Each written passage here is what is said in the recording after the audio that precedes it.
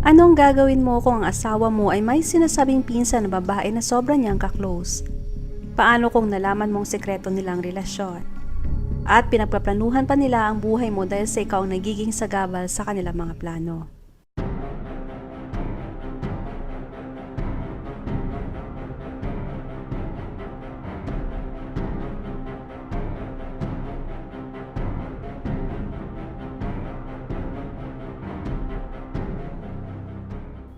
Ito ang mag-asawang Clara G at Sang G.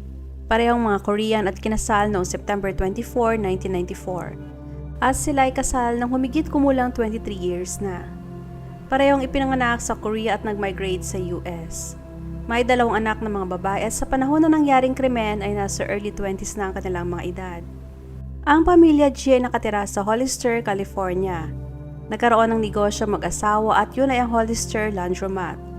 Si Sang ay nagtatrabaho bilang engineer sa isang electrical company, samantalang si Clara naman ay ang siya nagmamanage ng kanilang negosyo. Naging kilala ang negosyo ng mag-asawa lalo na sa mga locals dahil mahigit ilang taon na rin sila sa negosyong yon. Taong 2017, si Clara ay nasa 48 years old at si Sang naman ay nasa 50 years old. Ngunit noong November 28, 2017 ay ang huling araw na nakita si Clara.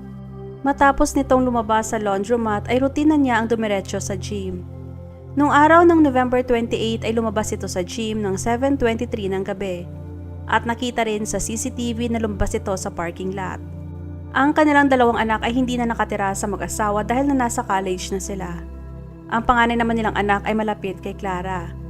At ayon sa kanya ay araw-araw silang magkausap. Alam ng kanilang panganay na anak ang kanilang relasyon na hindi na maayos dahil sa mismong si Clara nagsasabi na makikipag-divorce na ito kay Sang. Katunayan ay nasa proseso na siya ng paghahanap ng abogado na tutulong sa kanya para ayusin ang kanilang divorce. Kwento ng kanilang mga anak na nung magkasama pa sila sa isang bahay ay nakikita na nila ang pananakit ni Sang kay Clara. Pagkatapos ng November 8 ay hindi na sinasagot ni Clara ang mga tawag sa telepono mula sa kanyang mga kaibigan at mga anak. Sobrang nag-alala ang panganay na anak lalo na at malapit ito sa kanyang ina. Kaya nagdesisyon na ito na mag-drive mula sa LA patungong Hollister, California sa kanilang bahay. Ngunit bago pa siya umalis ay tumawag at nag-text muna siya sa kanyang ama. Nag-reply si Sang sa anak na si Clara ay biglang umuwi sa Korea dahil sa hindi maayos ang kalagayan ng kanyang ina. Dagdag pa ni Sang na kaya hindi makontak si Clara ay dahil sa nasirang kanyang cellphone bago ito umalis papuntang Korea. Ngunit parang napaka-imposible namang hindi magpaalam si Clara sa anak na aalis. Kaya nagdesisyon ng kanilang anak na kontakin ang kanilang pamilya sa Korea. Ngunit nagulat siya dahil wala din si Clara sa Korea at hindi ito umuwi. Dahil sa nalaman ay tumuloy pa din ang kanilang anak na bumiyahe papuntang California noong December 2, 2017. Pagkarating niya at pagkapasok sa bahay ay nakaramdam agad siya na may kakaiba lalo na sa kanilang kusina. May parte ng carpet sa kusina na parang pinutol at noong tinanong niya ang kanyang ama ay sinabi nito na may nag-leak na tubig at nabasa ang carpet kaya pinutol niyang bahagi na nabasa. Tinanong na si Sang ng anak kung nasaan ba talaga si Clara dahil wala rin ito sa Korea. Ngunit pagalit na sumagot si Sang na wala siyang alam kung nasaan si Clara. Kaya nagdesisyon na itong i-report sa mga pulis ang pagkawala ng ina.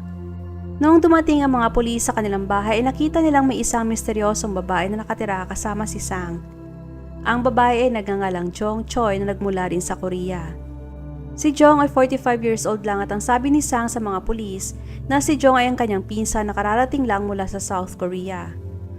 At noong tinanong ng mga pulis si Sang kung anong flight number, kailan ito dumating, kailan babalik sa Korea ay wala itong nasagot sa kahit isang tanong. At nakita ng mga pulis na nanginginig ang mga kamay ni Sang habang tinatanong ito.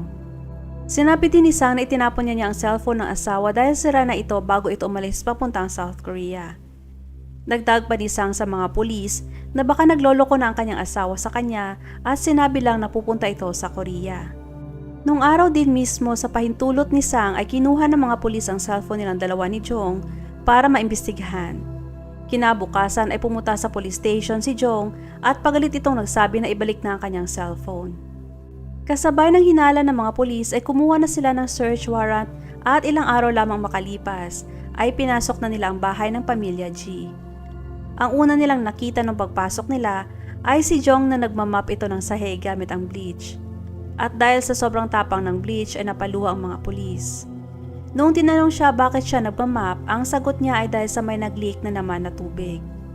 Nakahanap pa ng mga ebidensya mga pulis mula sa mga gamit ng condoms.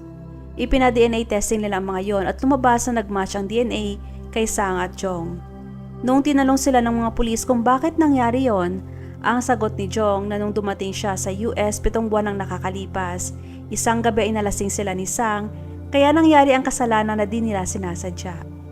Gumamit din ang mga pulis ng cadaver dogs at may naamoy ang mga aso sa kanilang bakuran, sa loob ng kanilang sasakyan at sa basurahan. Dahil doon ay inaresto sina Sang at Jong. December 20 natagpuan din nila ang mga dugoang parte ng carpet sa pamamagitan ng mga search dogs. Kasabay noon ay natagpuan ang katawan ni Clara na nasa loob ng suitcase sa isang liblib na lugar. Natagpuan siya makalipas ng 3 linggo mula nung nawala ito. Sa autopsy ay lumabas na ang sanhi ng kanyang pagkamatay ay dahil sa malakas na pagkakapalo sa kanyang ulo. Dagdag pa doon ay ang pag-amin ng mga suspect na pinalo nila ang ulo ni Clara gamit ang baseball bat. Napag-alaman na si Jong ay tumungo sa US at doon tumira sa mag-asawang G 7 buwan bago nangyaring pagpatay. Bago pa man dumating si Jong sa kanilang bahay ay matagal nang napapansin ni Clara na lagi silang magkausap sa gabi at tumatagal yon ng ilang oras. At noong dumating na si Jong ay may kakaibang napansin agad si Clara. Alam niyang may mali. Napansin niya ang kakaibang closeness nila Sang at Jong at parang hindi normal na closeness sa magpinsan lalo na sila ay babae at lalaki. Dagdag pa doon ay ang kakaibang pag-uugali ni Jong kay Clara. Kahit na mas matanda sa kanya si Clara ay nakikita ang wala itong respeto. Minsan pa ay nag-away ng malala sina Clara at Sang at nangyari yon ng 2 beses na pinuntahan pa sila ng mga pulis.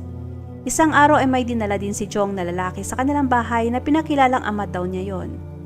At sa sobrang gigil ni Clara ay tumawag ito ng mga pulis at ipinadampot ang mag-ama. Ngunit nung nangyari yon ay nagalit si Sang kay Clara at sumama pa ito kay Jong. Pagkatapos ay nag-road trip silang dalawa.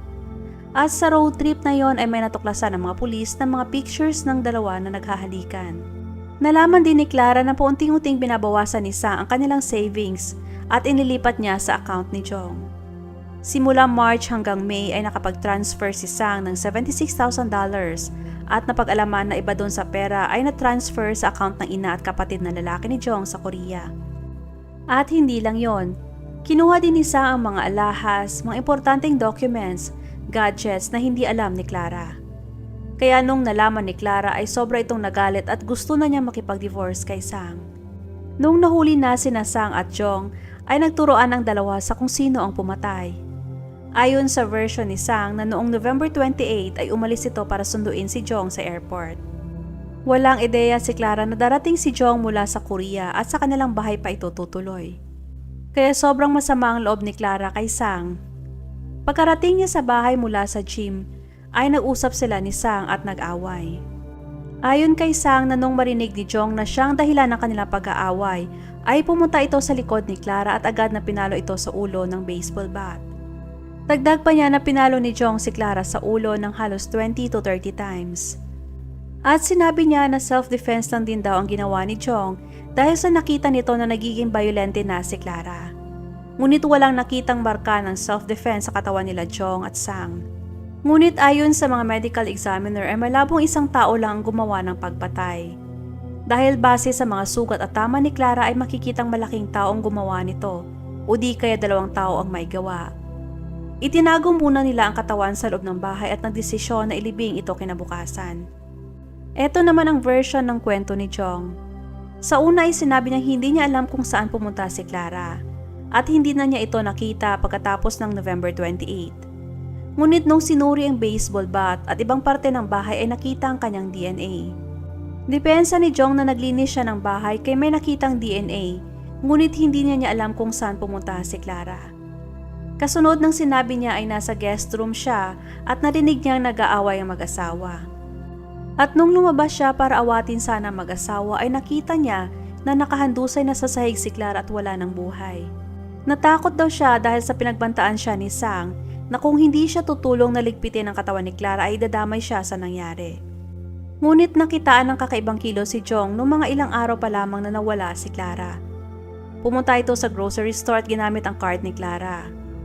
Kasunod nun ay siya na rin ang nagmamanage ng business simula nang nawala si Clara.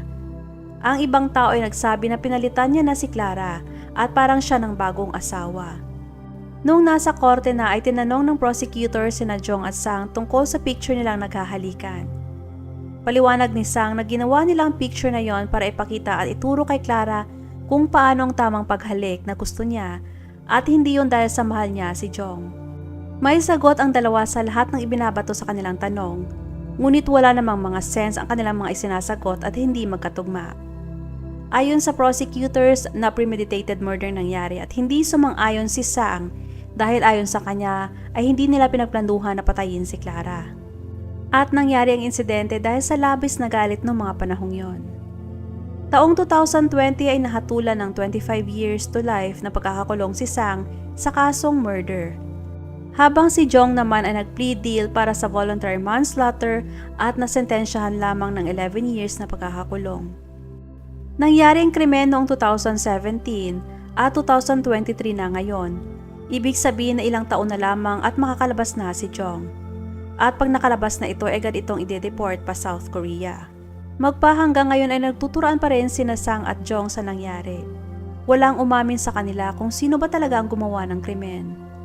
Ang kanilang dalawang anak ay nag-file ng civil lawsuits laban kay Sang at Jong para mag-claim para sa pagkamatay ng kanilang ina, gastos sa libing, bayad sa abogado at emotional damage.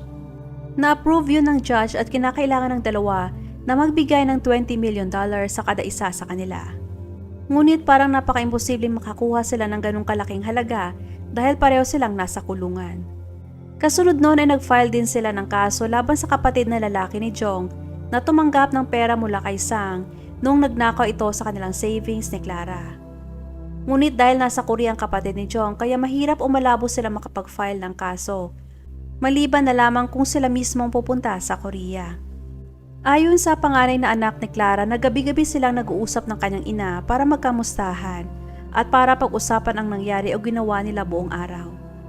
Nakikita din niya ang sakripisyo ng ina sa kanilang pamilya. Noong itinayo ang kanilang negosyo ay halos wala ng pahinga ang kanyang ina. Alas 5 pala ng umaga igising na ito para magluto ng umagahan para sa kanyang ama bago ito pumasok sa trabaho. Halos wala rin itong day off maliban na lamang pag-graduation nilang magkapatid. At hindi deserve ng kanilang ina na lokohin at basta na lamang patayin. Mas lalo pa siyang nalungkot dahil sa hindi niya malang ito nagawang mayakap o makapagpaalam bago ito namatay. Shout out kina Joyce Ann Concha ng Portugal, Jessa Marie Arante, Nurse Jen ng Riyadh Military Hospital sa Saudi Arabia, Luz Tenizo ng Saudi at Miss Marlene Vlog. Maraming salamat sa panonood.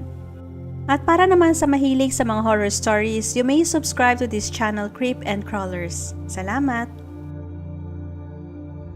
Huwag magatubiling ibahagi inyong mga saloobin o komento and please don't forget to like and subscribe my channel kung hindi nyo pa nagagawa. Magkita-kita tayo ulit sa susunod kong video. Maraming salamat!